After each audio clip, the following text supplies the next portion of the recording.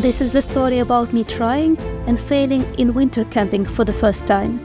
I'd stayed in cabins during all of my winter trips before this one, and this time I wanted to test my winter camping equipment. Well, let's say it did not go well. The story begins on January the 28th as I'm boarding a train and then a bus to travel to Hemavan. I'm the main organizer of a conference there, so I'm traveling early to check everything out. Plus, I'm planning to take 2 days off before to try some winter camping.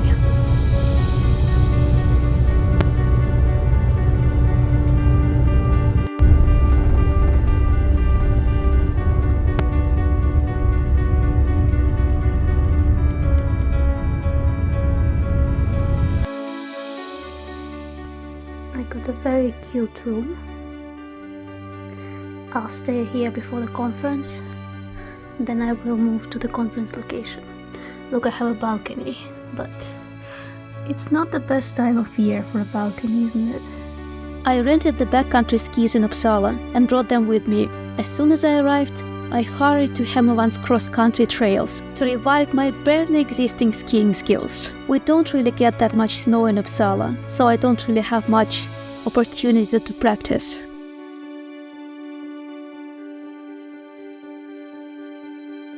As you can see, the weather isn't great. It's actually really windy, which is not great for my plan of trying some winter camping tomorrow, but I mean, I will still go for it. We just will see how it works out.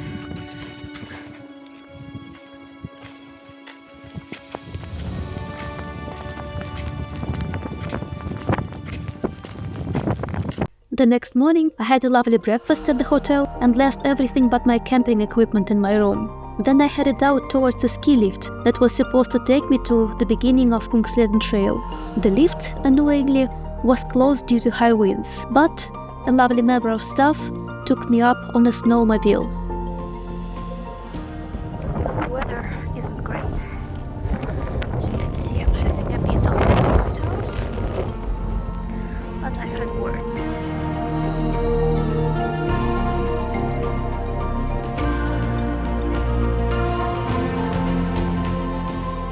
I probably should have suspected something when the lift was closed, or when I was standing at the trailhead in a bit of a whiteout and extremely strong winds. But, as always, I stubbornly decided to persevere.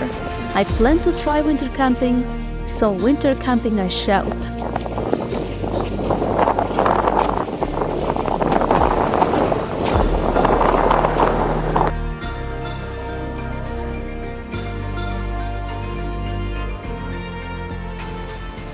The wind was extremely strong, which is never pleasant in winter. Your face freezes, your hands freeze, you get covered with a layer of ice. Visibility changed. You could see well 1 minute, and then everything gets hidden in the snow. As annoying and even painful as such experience is, and it's not my first, the beauty and surrealism of the views compensate a lot. Look at the pictures. This white snow and steely sky looks so wild. And there is another positive side in a snowfall for a lame skier like myself. It slows you down on the scary downhills, and that first snow is very soft to fall into when a heavy backpack makes me lose my balance.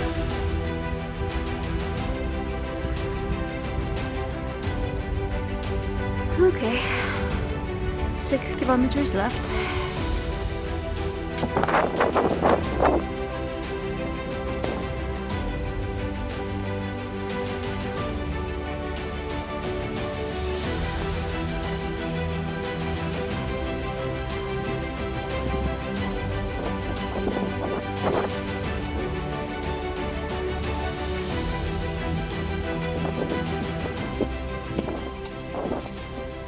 The trail wasn't flat, but not very hard either. Some short climbs, some downhills, some icy bits, some rocks where the wind blew them open. Eventually, I got to a bridge. It looked gorgeous even in summer, but stuck like this in the middle of snowy nowhere, it looks amazing. One of the big disappointments of the trip is that I've been here before, and I know that there are some beautiful mountains in front of me and by my sides, but they are fully hidden behind the snow.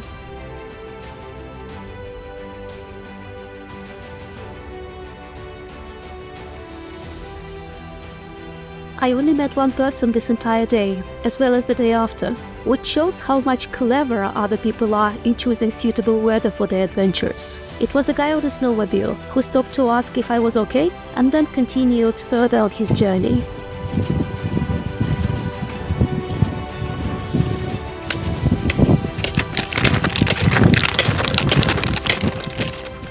And here, something magical happened. The clouds behind me opened a small gap and let the evening light in, so the view in front and behind me looked absolutely different. It was mysterious blue nothing in front, with majestic warm light behind me. The wind picked up even more. It was getting harder and harder to push against it, but the scenery was so worth the effort.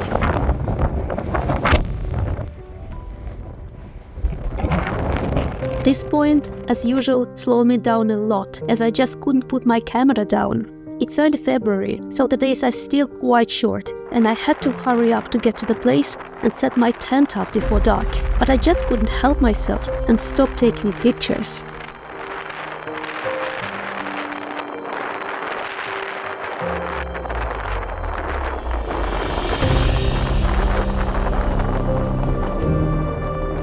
I should say that my goal was to reach a mountain hut and camp by it.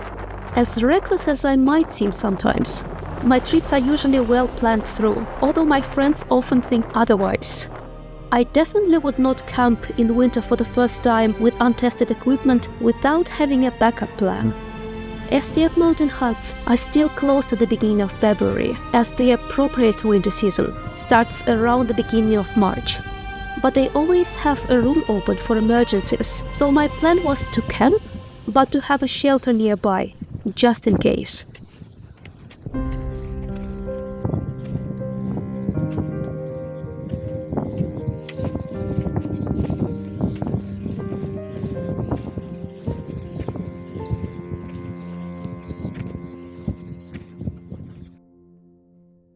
Eventually, I just really had to hurry up. The light was leaving, I was getting cold, and I really concentrated on rushing to my destination.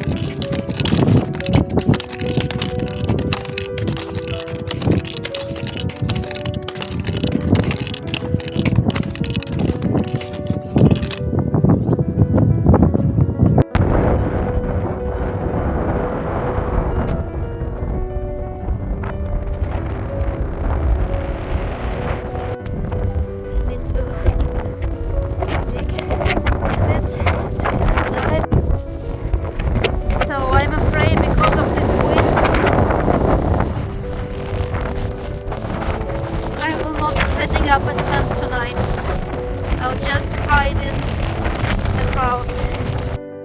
So, at first, I decided to not even attempt to set the tent up in these conditions, as it's not a 4-season and even not a 3-season tent. I did not think it possible.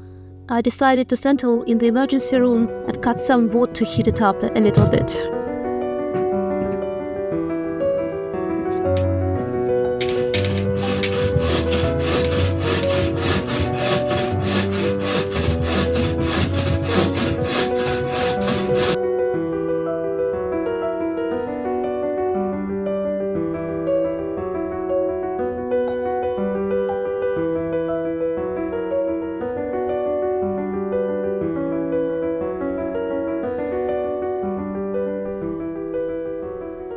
I made fire, unpacked a bit, got my gas stove, food and sleeping bag out. It started getting quite dark inside. Obviously there was no electricity in the cabin.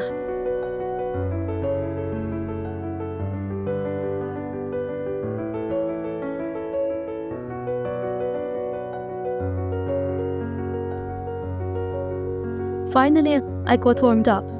As you can see, I changed into my winter jacket, as opposite to a lighter one I skied in. Check this out. The water is frozen.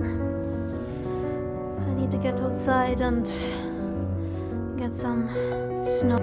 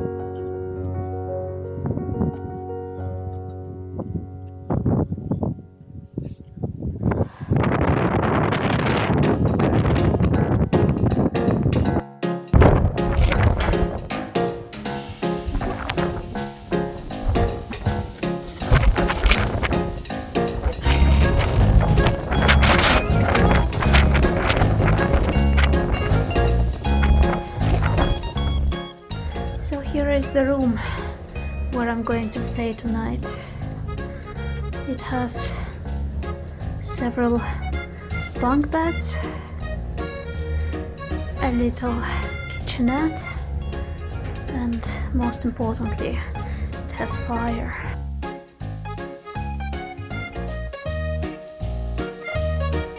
So I settled down, boiled water on my gas stove, and ate dinner, which consisted of a ready-made meal and a chocolate bar as a dessert.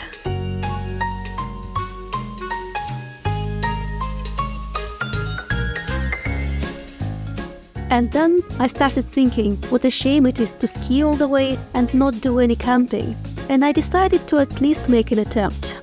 The first thing to do was to dig a hole to hide the tent from the wind. I had a foldable spade with me, but opted to use a longer one belonging to the hut. It was not an easy job, but somehow fun and satisfying as well.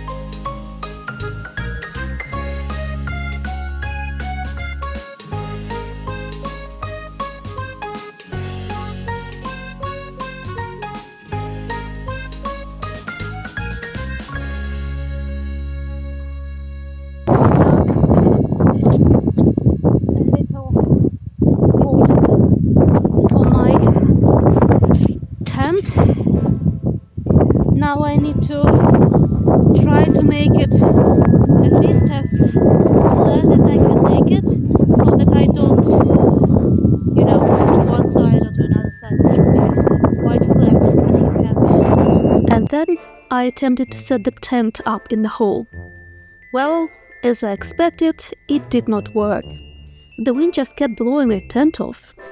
Obviously, for occasions like this, you need a different kind of tent.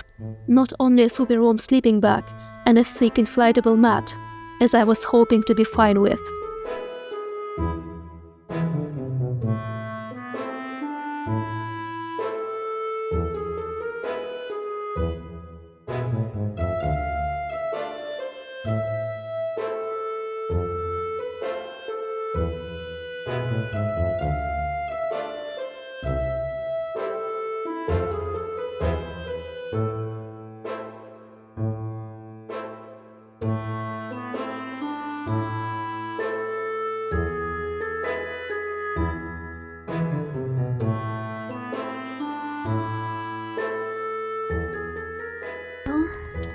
Disappointingly, it didn't work out, my winter camping. So I'm again here in the hut, having some tea. My night was rather troubled, as the wind howled really loudly, and it felt a bit like the roof was about to fly away. Somehow, however, the sky cleared at some point, and I was able to see the northern lights. Next morning, I boiled some water, had breakfast, and packed quite slowly, as it felt like the weather is getting better a bit. At some point, unfortunately, it was time to head back, and I left the cozy cabin behind, leaving some chopped wood for the next traveler. It was still extremely windy, and colder than the day before. I had to wear my warm winter jacket. I was disappointed a bit, of course, for failing to go all the way with my plan. But also, I was kind of enjoying myself. This trip felt like a proper magical winter adventure, and the weather made it even more so. I skied listening to some detective story, as usual, and was really looking forward to getting back to the hotel and just relaxing a little bit.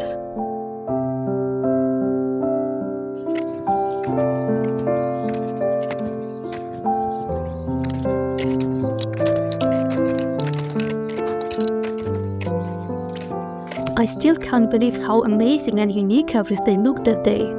You can really see some nature colors only in winter. At some point, I got quite tired. The distance is not that long, it can't be more than 12 kilometers. I often do more than double it in my skiing trips. But the weather was just sucking energy from me, as it was getting worse and worse. I really wanted to make it before the sundown. It was time to return to all the emails about the conference, and I was hoping to make it to the convenience store before it closes, to buy some food.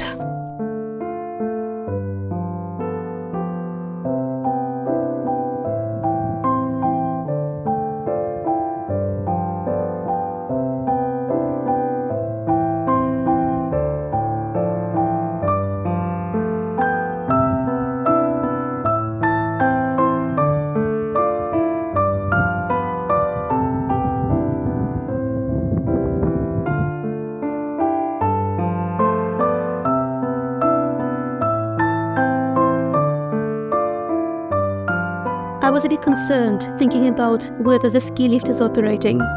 If it wasn't, I'd have to take an additional extra route to get down to the village. And I was particularly concerned with not having a ticket for it. As you remember, the day before I was delivered up by a snowmobile. I was so lucky though. As I was approaching the lift, trying to see how to get to it, as the visibility dropped again, and it wasn't easy to see the trail, I met a gentleman who took me up in a snowmobile the day before. He gave me a lift for the last 400-500 meters, and put me onto the ski lift down.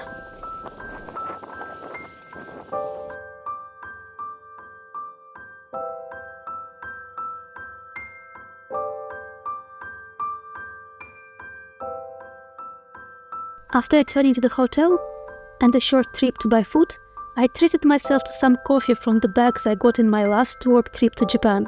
I still cannot believe that the coffee tea bags exist.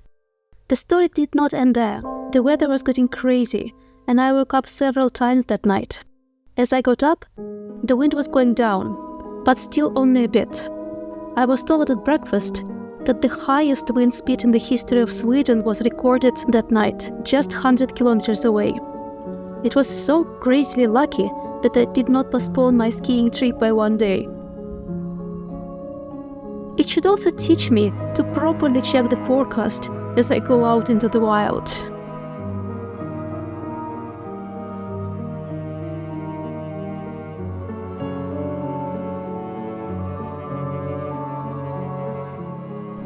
My first task that day, after I had my breakfast, was to go and check out the conference hotel, as I wanted to make sure that everything was ready. The staff at the hotel told me to be careful, as there was a flying objects warning this morning. I went out and it was not pleasant. Snow, wind, wetness, cold. My face was absolutely frozen, although I think I made some of my prettiest pictures during that walk.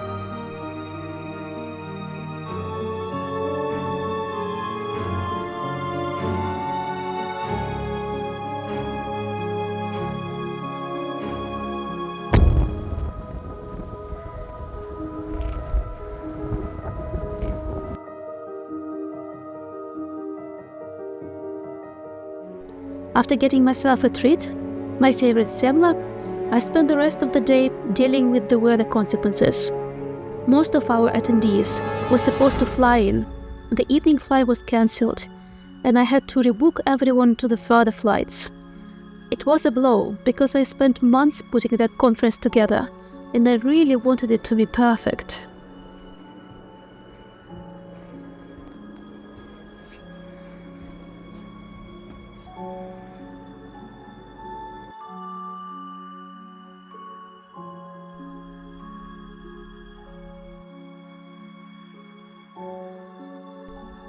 The next day were quite horrible for me. I had to pick up people at the airport, I had to organize everything, a lot of flights were cancelled, I had to deal with all the people who were left behind, and with people who were arriving by different flights, and people who decided to arrive by bus instead of flight. Yes, it was quite a disappointing nightmare. I also had to take part in the conference myself, and try to keep my head in it. But that's not what you are interested in, right? What I want to show you here is the beautiful winter pictures from Hemavan. Because whenever I had a free moment, either late in the evening or during lunch or early in the morning, I was trying to get to the trails, because cross-country trails in Hemavan are really, really beautiful, especially in the evening, because they're lit and kind of blue in color when you ski them at night. And after the storm, there was so much new, fluffy, beautiful snow. It was just breathtaking.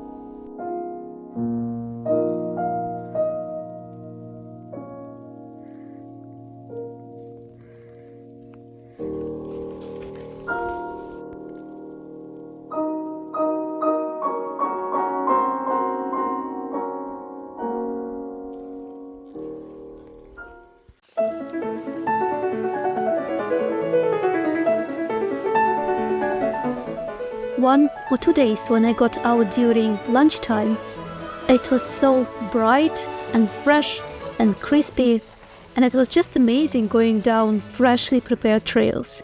Even though I'm quite horrible at skiing, as you know by now. And also, I had my backcountry skis, which are wider than the tracks made for the cross-country skis. And that was not easy, but I enjoyed it so much, and it really calmed me down after all the stress of the conference. And I was just so happy to be there on those days.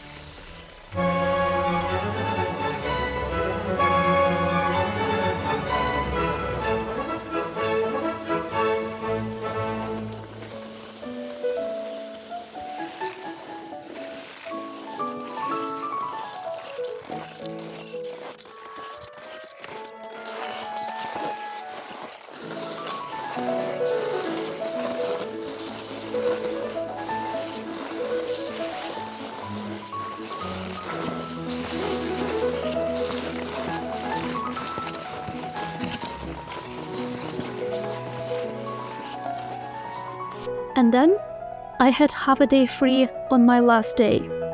And that day was really amazing.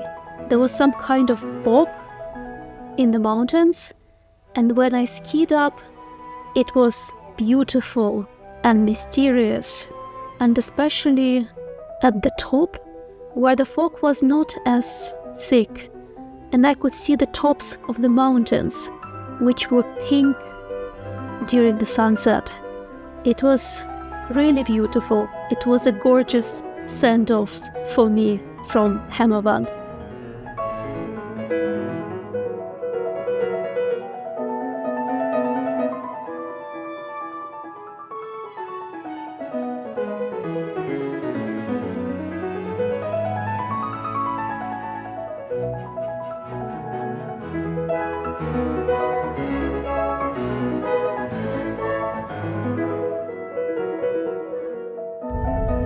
And then the real treat was the bus back.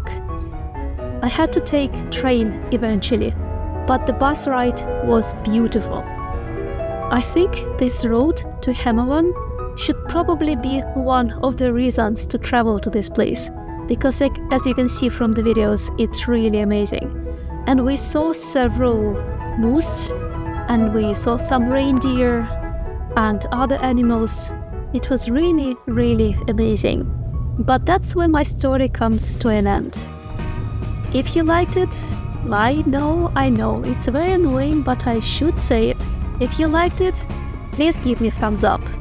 If you are interested in more stories like this, please follow me and you will get notified when I create the new ones. And please enjoy these pictures from the road to Hemavan.